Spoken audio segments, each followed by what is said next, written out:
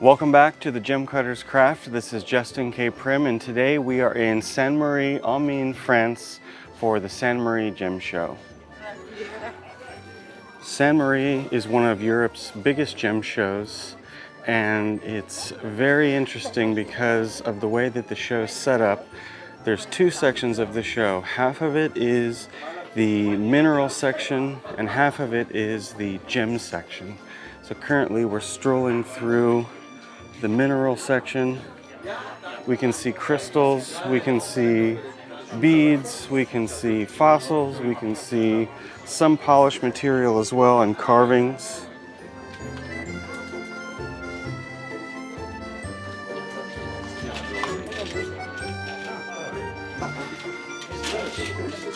It's pretty cool.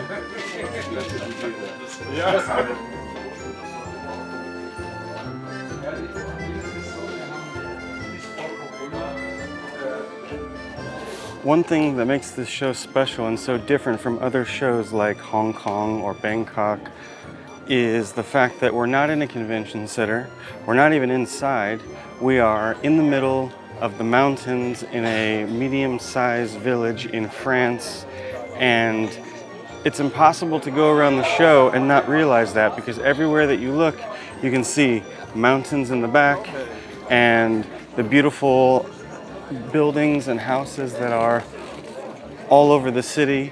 And as you go from one side of the show to the other, you have to go through the downtown area of Sainte-Marie, which means countless bakeries, wine bistros, little restaurants, and places to get ice cream.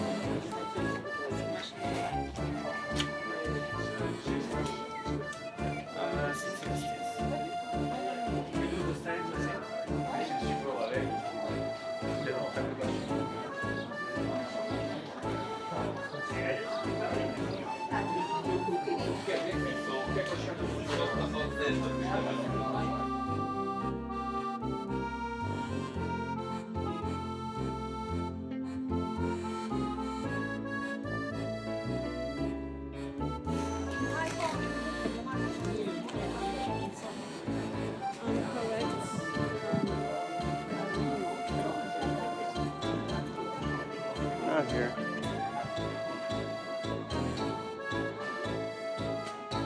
And aside from all the outdoor booths, we also have some buildings in here like the theater, which is full of beautiful, beautiful museum-grade minerals. Along with the show of stones for sale, there's also occasionally displays that are just about the beauty and not about the buying.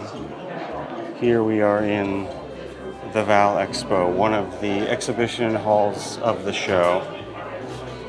We have found a rare oasis of beautiful colors that are faceted.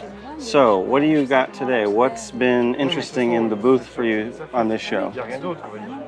The show was very nice and very interesting because we met so much people which love stones and love minerals. This one is one of the beautiful Maenge spinels I get. Yeah, the color is amazing. It's just hard to get it on camera, but it's glowing. Many people ask me actually for tzavorites, for spinels too. So what do we got in here? What are we looking at? Blue sapphires, color sapphires, and demantoid garnet from Madagascar. Spinels and tsavorite and spessartite on the last. So you got a really nice collection of colors here. You know, bright pinks, bright oranges, bright greens, and then of course some very, very nice blues.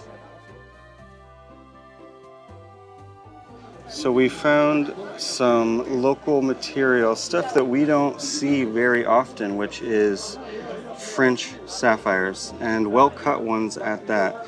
So tell me a little bit about the French sapphire. I haven't seen this very much before. They are all natural stone. We keep them natural because it's a really rare material. It's some French sapphire have been used a long time ago in jewelry, but now it's like maybe 15 years ago they discover a new place in a river where to find them, and so we are just like finding them, cutting them, and selling them.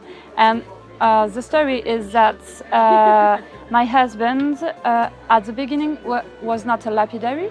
He became a lapidary because he finds a French sapphire. Okay, so you guys are cutting these yourself? Yeah, wow. for sure. I didn't realize and that. so he learned about gem cutting because he found the sapphire and he liked beautiful things. So he said, okay, what can I do with that material? And so that's it. And so these are only coming from one part of France, right? It's a unique place. Yeah, but like all sapphire come all from the same place, the same river. But actually, in that part of France, there is many rivers where you can find sapphire because it's a volcanic region, and so yeah, you can find different ones. But in that river, it's really where you can find the biggest stone.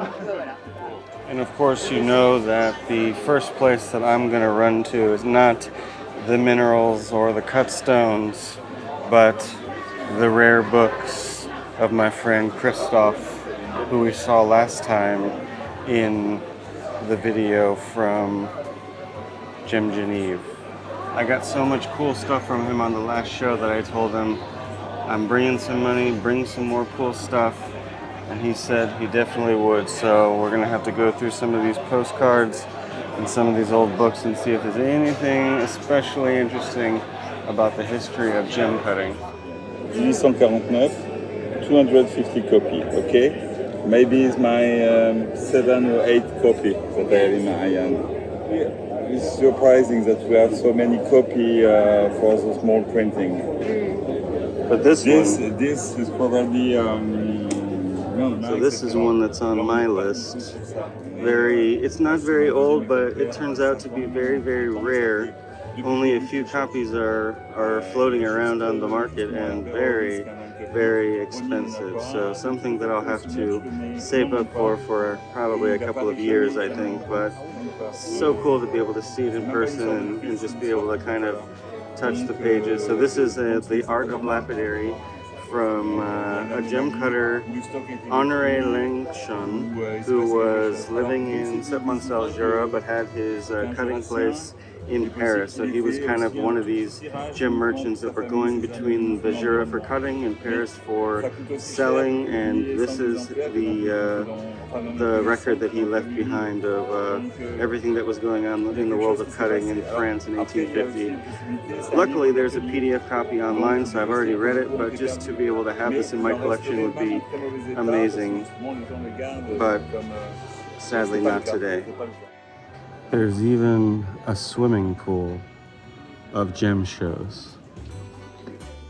As we make our way from one show to another and pass through the city center, where we have all the shops just lined up to give us some food and beverage and let us get refreshed.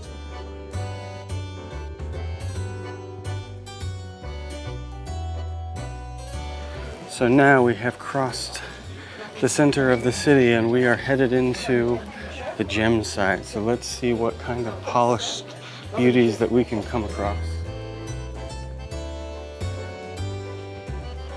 So the gem side not only has more jewelry, more beads, and more finished pieces, but we also have that quintessential view of the mountains and the Alsatian houses in the distance.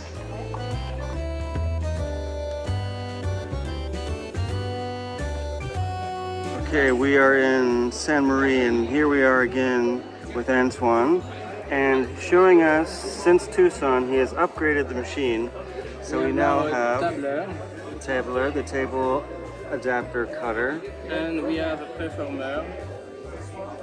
So this, to me, this is kind of a game changer. We haven't seen this before. Even on American machines, we haven't really seen this before. So you put the dop in, you've got a cam on there so you can change your shape, and then... And you can adjust the height here, and you can prefer. Wow, like that's good. So it just spins. And so you can just spin. And you're gonna have, so this is a prototype version, but later you're gonna have different shapes that come with? Yes, exactly. Wow. Is this gonna be? Is this gonna be? Coussin, Yeah. she don't know in English, triangle, pear.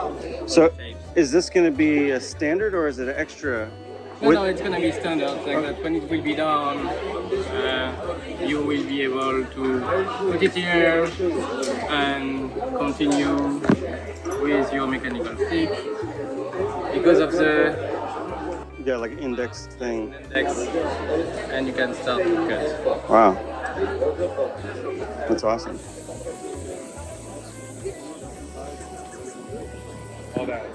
So we got the superstar version of the Asterism book. One of a kind. Gold. Wow, he's going all out with this one. So we've stumbled upon another faceting machine at this show. This is a bespoke, handmade machine from Rotterdam. It might look familiar. It looks familiar to me in terms of the design style, but very well made. The cheater, the index, the precision on the angles. He's making his own laps out of this very unique material. And yeah, really cool machine. He's got a preforming attachment for it, which is really cool with all the cams. He's making his own dops. And then look at these massive transfer blocks. This is just the hugest kinds of blocks, plus small ones too. But yeah, just wanted to show off this one, and I'll put his links down in the description along with all the other ones.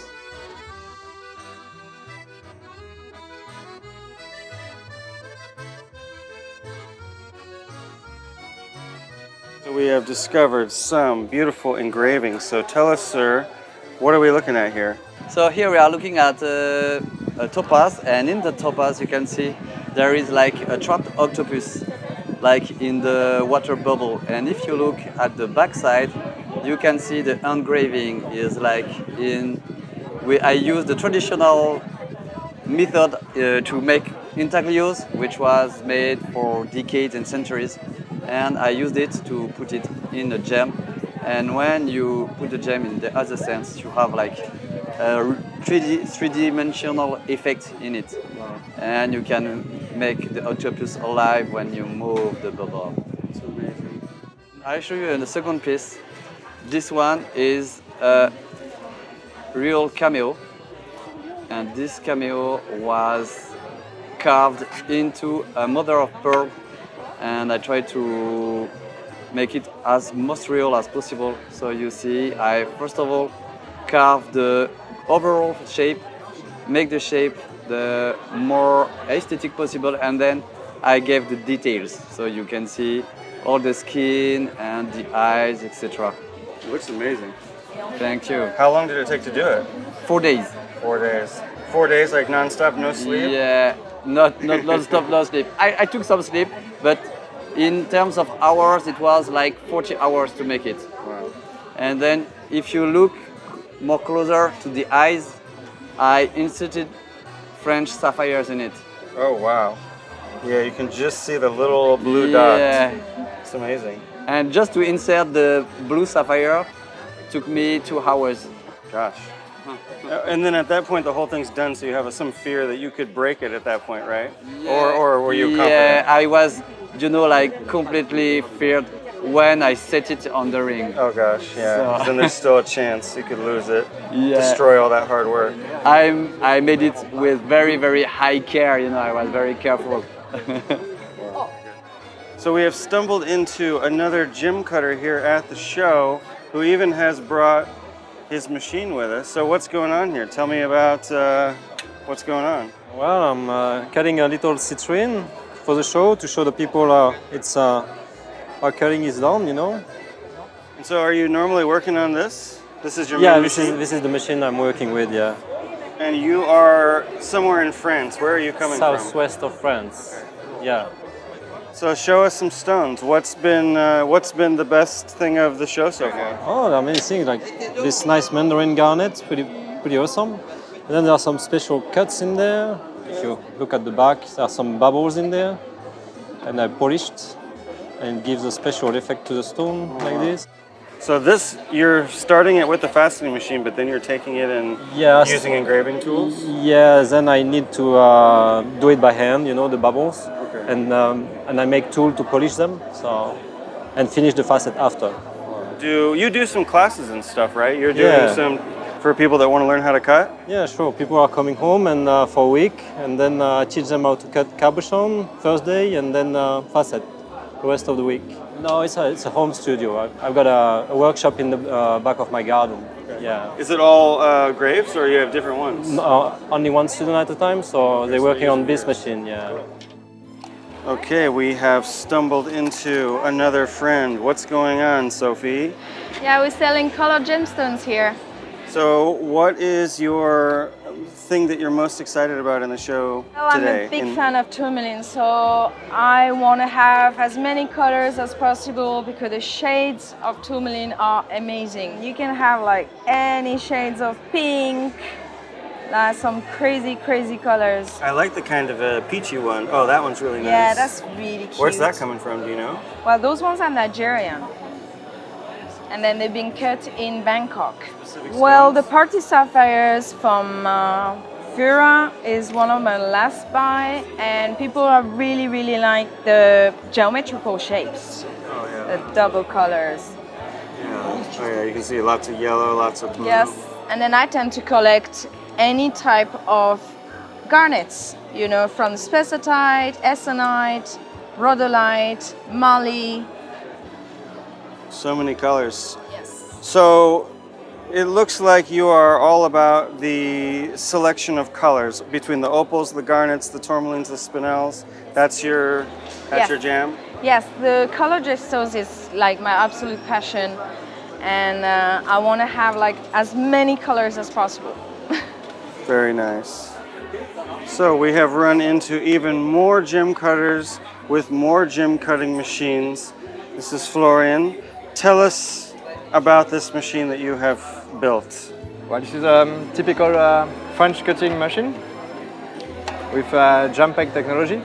I started building this machine because there was no alternative for the students I taught gem cutting. It's 8 inches plates. Yeah. And so you've got everything. I see you got this controls over here, so everything's Yeah, you have built in. potentiometer here, Okay. so you can regulate the speed from very low for. Okay, so this is how you're getting all the. Yeah. So even though you only have 8 sides, you can still get up to. It's 64 index, right? Yeah, it's 64 index plus half. So it's like you a have, 120, yeah, 130 you can see basically. it. You have here you have some holes with numbers. I don't know if it shows well. By memory, I know which number is. And so these aren't angle numbers. This is just reference numbers for you to be able to go back. It's arbitrary. Okay. You look the facet you want to make. You just put your fingers like this. Then pick a hole. Okay. And with your index, you go down. Okay. And so then the big question, I guess, is where does the dinosaur come into this? Like the cutting or the polishing side? It's for the inspiration. The inspiration. Okay, I understand. I have a similar thing in my studio. So this is essentially the classic French style, but almost upgraded into the modern day by making it so small and it's almost portable, as opposed to being a big bench. This is the spirit, yeah, to have a portable Jurassic style. It's awesome to be able to see this in person. I've only ever seen it online, so now we can have a chance of, you know, seeing what does it feel like, what does it look like, and it looks great. I mean, it looks very well done. So, it's a blue opal from France, from Biot, and it was found about 40 years ago. Wow. I never knew that there was opal in France, and I've never seen opal this color, so it's really cool. It's really rare. Yeah.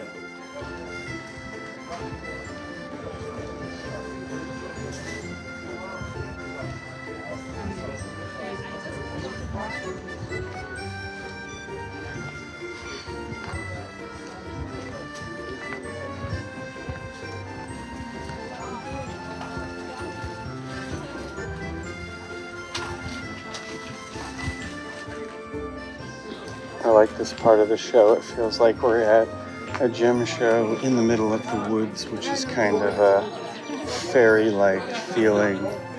Everything's magical. It's Thursday. It's approaching 4 o'clock here at the Sainte-Marie show, which means it's time for apéro lapidaire, which means all of the gem cutters are gonna get together and we're gonna have a drink. So let's do it. Yes. Okay, we're back from Bangkok. Yeah. Gem cutters or something. Yes, lots of gem cutters over here. This is great. I don't know how many gem cutters are here now, but a lot. We've got German cutters. We've got English cutters. We've got French cutters. We've got, who else do we have? Oh, well, I'm an American cutter. And yeah, we've got a lot of cutters here. We got the photo collection going around. We got a couple of the historical machines. We got one great thing here, which was the giant amethyst church. And we're wheeling it out on an electric scooter. After the show, after dinner, and we're reined into this little party here. What do you think, Milo?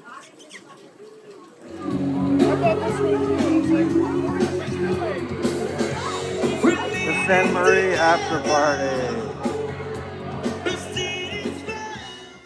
Upon returning home, we thought we'd give you a little glimpse into some of the stuff that we picked up at the show. So Victoria, walk us through it. What did we get? We got those bookends. I don't know, they say it's lapis. I'm not sure if it's lapis really, but it's really pretty. Maybe lapis and you can sodalite. see, yeah, there is like some period inclusion. Justin got a Jura geological map. Just a little souvenir for the Jura. And then we got some orogonites. That's a gift for my sister, so we got a few. And a rose quartz pyramid. So this tiger eyes, and we got like a amethyst and a onyx one. And then another gift that we haven't unpacked yet, which is a big... It's like a giant crystal quartz geode. So half of it's going to be for Victoria's sister, and then half of it's going to stay here. So a little sister love. And then for the bedroom... we got a beautiful piece of labradorite. So when I used to live in California, I had a bunch of pieces of labradorite like this, and I just wanted to fill the house with a little bit more color in our new French home. And then even a gift for Milo. So it's a crystal quartz bowl. So there is like a water in it. So she can drink her water out of a crystal quartz. She's drinking in luxurious style. And our final and biggest purchase. It's this beautiful amethyst church. So we always wanted to have one of these, and trying to fly it back to Bangkok was impossible. So now that we could drive it home, it made a bit more sense. It's about 50 centimeters high and it's 18 kilo. So I hope you've enjoyed this tour of the Sainte-Marie show and get a little glimpse of the beautiful French mountainside.